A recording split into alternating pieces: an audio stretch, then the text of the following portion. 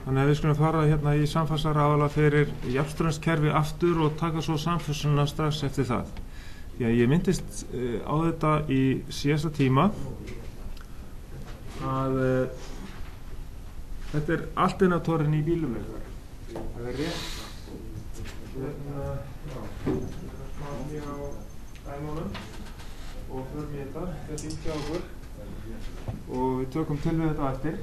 En þetta er í rauninni rafsegull. Já, býðið aðeins með þetta stofur. Þetta er rafsegull og hann myndar eins og muni segulpóla við sitt hvort endan. Í norðurpól og suðurpól til dæmis, eða öfugt. Og þess vegna þá þarf þetta snúast inn í rafalanum og að skiptast á norðurpól, suðurpól fram hjá sáturvindingunum sem í húsinu. Og þessi sáturvindingar, þeir eru hérna. Það sem það, nú búið að setja þetta saman. Við sjáum að hérna skiptist á þessi segulpólar. Vegna þess að rafsegullin, hann býr til, eða rafsegull, það er bara rauninni kjarni og það er bara eitt vaf af spólu. Bara mjög margir vafningar.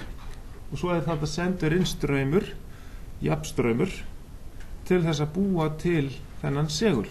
Og þessi segull þarf að vera mismunandi sterkur eftir því sem að afþörf rafkerfisins er. Eða þið setið á þokuljósin eða háuljósin, þá þarf hann að framleiða alveg á fullu. Og þá kannski er líka jafnframt kannski tekið út af rafgeymunum, sko, ef að rafkerfið er ekki nógu stórt. Og þá skil ég ekkert í því af hverju hérna bíllinn allt í orðinn rafmagnslaus. Það er bara vegna þess að þá kannski framleiðir þessi rafali sem þið eruð með í bílnum ekki nógu mikið. En þá er samt sendur alveg á fullu eins mikið jafnstraumur hérna inn á sleiturhringina í gegnum kol og sleiturhringi, plús og mínus, sem að kemur frá spennustilli, sem er oftast núna í húsi á alternatornum sjálfur. Og þetta býr til hvers konar spennu í þessu hérna sátri. Einhver sem mann það. Við erum að fá breytilegt sjóðsvið þarna. Hvað fá út úr því? Reiðspennu, já. En hvernig er reiðspennu? Einfasa eða munið eftir því? Jú, það er þryggjafasa spenna. Það er alveg hárrétt. Þess vegna erum við með þessar 6 díóður hérna. Við breytum frá þessum sáturröðum hérna úr þryggjafasa reiðspennu yfir í og afriðum hérna yfir í jafnspennu fyrir rafgeyming. Og svo bara ber því hvað sem sendir mikið straum hérna inn á, hversu há spennan er. Og ef að þessi spennustillir sem að tekur inn mælir spennuna hérna á kerfinu, rafkerfinu, ef að það er 13,8 þá er allt í lagi. Ef að fer að lækka niður fyrir það, þá sendir hann meiri jafnstraum hérna inn á. Ef að spennan ætlar að verða of há, 15 volt, þá hérna dregur hann úr straumnum hérna inn á, sjálfvirkt. Þannig að það er sjálfvirkur spennustillir inn í þessu. Og við getum litið á svoleiðis, kannski rás seinna, ég á hann ekki alveg á staðnum. Þannig að þetta er alternatorinn í bílnum okkar. Og 6 díóður sem að breyta þryggjafasa reiðspennu í jafnspennu. Ok, þannig að núna þá förum við í síðan atriði varðandi samfösun rafalanna og það er kaflinn samfösun og samkeyrsla rafala. Þegar að við þurfum að fá meira afl, til dæmis í skipum eða eitthvað slíkt, þá tengjum við saman rafala og láta þá vinna saman og jafna með sér álaginu. Og það er yfirleitt orðið sjálfvirkt í dag.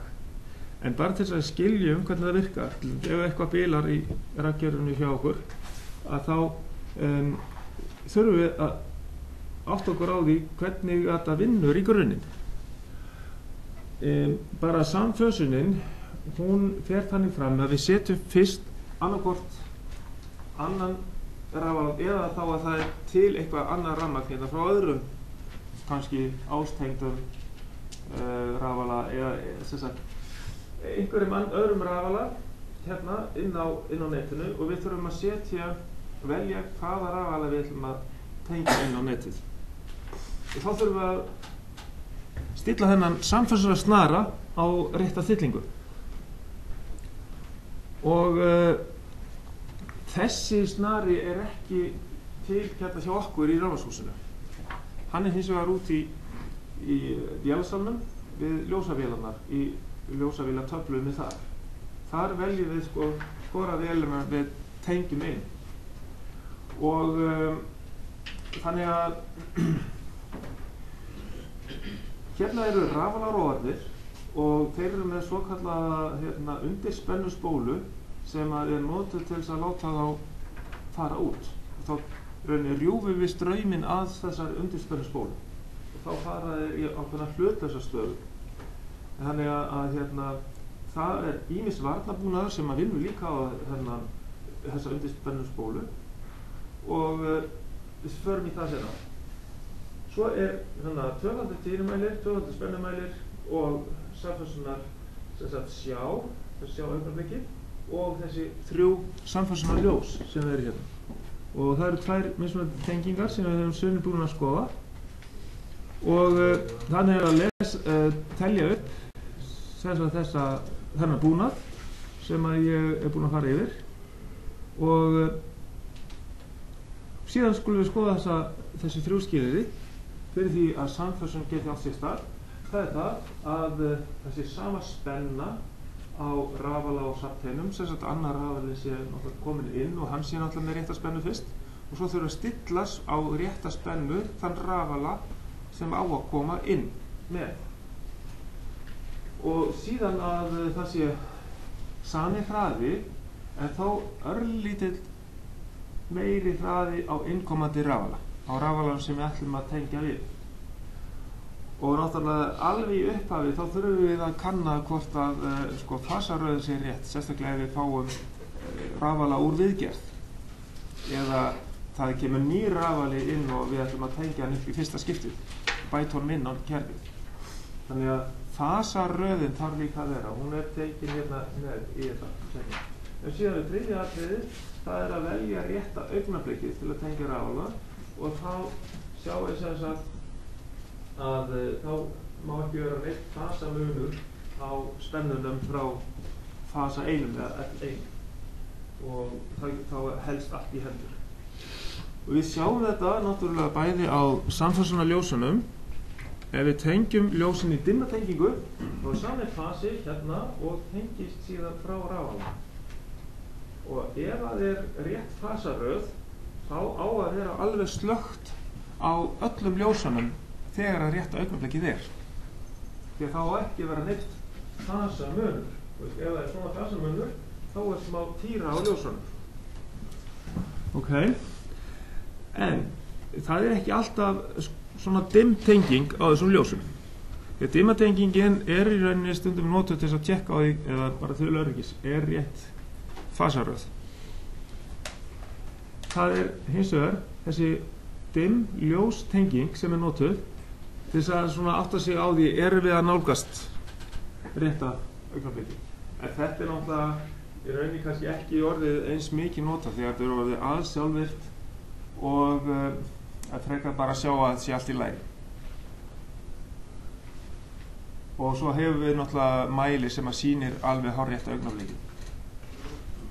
Þannig að síðan er farið hérna í framkvæmdina á samferðslunni og þá er þetta meira tilheyrir vélabúnaðinum úti í vélasalnum þar sem að við erum með sérstaklega mótora við gangráðara og þeir keyra upp og niður stöðuna á olíugjöfinni, á olíuverkunum.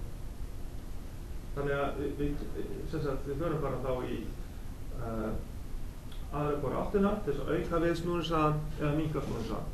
Og þarna erum við að stjórna raunaflinu og að stjórna því kannski að hafa hann bara á réttum hraða eða snúast örlítið hraðar þegar við erum að fasa hann saman við hinn hraða. En af hverju eigum við að hafa hann á örlítið meiri hraða? Sérstaklega á svona landsvirkjunarnetinu eða neti sem að verða mjög lestað og allir rafalar að verða full lestaðir. Akkurat, svo að verði ekki álag þegar við tengjum samfössum rafalan inn, þá á hann að byrja að hjálpa til við framleiðsluna, alveg hárrétt. Hann komi inn sem framleiðandi, ekki sem notandi. Það aðalega málið. Og svo heldur þetta áfram að það á bara að fara yfir ákveðin atriði hérna, að athuga með tíðnimælina og spennumælina og síðan að fylgjast með samfössunarvísunum og svo framvegis. Þannig að þetta skoðið þið áður þið fasið út í vélsalsverkefninu þarna 18V.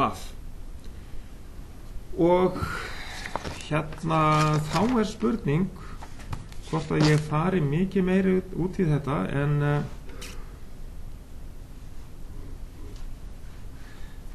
það er verið að tala um hérna yfirsegulmögnun og undirsegulmögnun og ég held að við það er farið í 49 átt að segja til 49, þannig að við förum ekki meira í þetta hérna. Nú skulum við bara halda áfram með dæmin, segjum þetta gott. Hvað segirðu? Það er niður, já, það er bara niður að samkeyslu rafala, þetta próf, og þetta gildir ekki til loka mats. Já, einmitt, þetta gildir ekki til loka einhverjum. Þetta er aðalega æfing fyrir ykkur. En þið skulle endilega mæta og taka þetta próf, því að það er alltaf mætingaskylda. Og við skulum bara skoða dæmin áfram núna.